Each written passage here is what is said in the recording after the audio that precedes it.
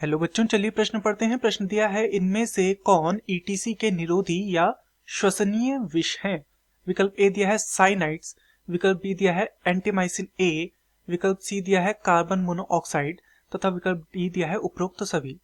तो इस प्रश्न में हमसे ईटीसी के विषय में पूछा गया है, अर्थात इस प्रश्न की जो मुख्य अवधारणा है, जो मुख्य अवधारणा इस प्रश्न में निहित है, वह ईटीसी के विषय में है।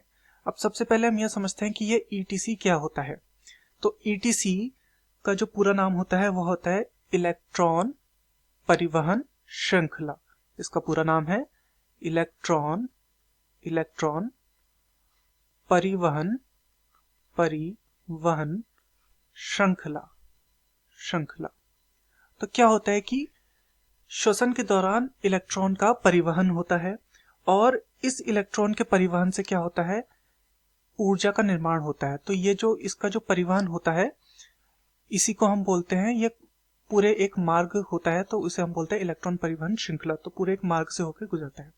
तो इस परिवहन श्रृंखला के अंत में क्या होता है, ऊर्जा का निर्माण यहाँ पर होता है। परंतु क्या होता है कि यदि इसका मार्ग अवरुद्ध हो जाए किसी प्रकार से, तो तब क्या हो जाएगा, ये श्रृंखला क्या हो जाएगी, अवरुद्ध हो जाएगी बीच में ही। तो मार्ग अवरुद्ध किस प्रकार से हो सकता है? जो ईटीसी का जो मार्ग होता है उसमें जो विभिन्न घटक उपस्थित होते हैं इसके मार्ग के मध्य में, तो घटक के साथ कोई ऐसा रसायन मिलकर क्या कर लेगा, उसके साथ मिल जाएगा, जिस कारण से ये क्या हो जाएगा, इसका मार्ग अवरुद्ध हो जाएगा। तो उदाहरण के लिए ऐसे कौन से रसायन हैं या ऐसी कौन सी चीजें हैं जो कि इसके मार्ग को अवरुद्ध कर सकती हैं? तो एक उदाहरण से हम समझते हैं एंटीमाइसिन ए। तो ये एक मार्ग अवरुद्धक का कार्य करता है जो कि श्वसनीय विष हो जाता है।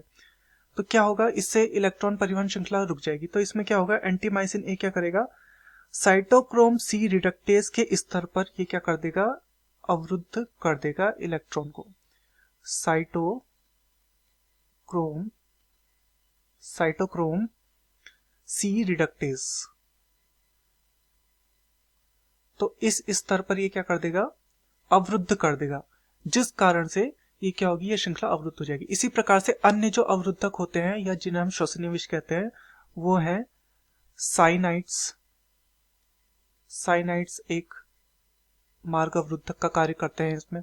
इसके अतिरिक्त कार्बन मोनोऑक्साइड, तो ये भी क्या करते हैं, ये दोनों भी मार्ग अवरुद्धक का कार्य करते हैं। तो चलिए विकल्पों को देखते हैं। विकल्प ए दिया है साइनाइड्स, तो ये भी बिल्कुल श्वसनीय विष है। विकल्प बी दिया है एंटीमाइसिन ए, ये भी है।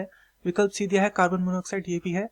तो यहाँ पर हमें विकल्प डी दिया है उपरोक्त सभी, तो ये सभी के सभी हैं। तो दिए गए प्रश्न का जो सही उत्तर होगा, क्योंकि इसके अंतर्गत विकल्प डी में सभी आ जा रहे हैं, तो इस दिए गए प्रश्न का सही उत्तर होगा विकल्प डी उपरोक्त सभी। मैं आशा करता हूँ आपकी यह समझ में आया होगा। धन्यवाद।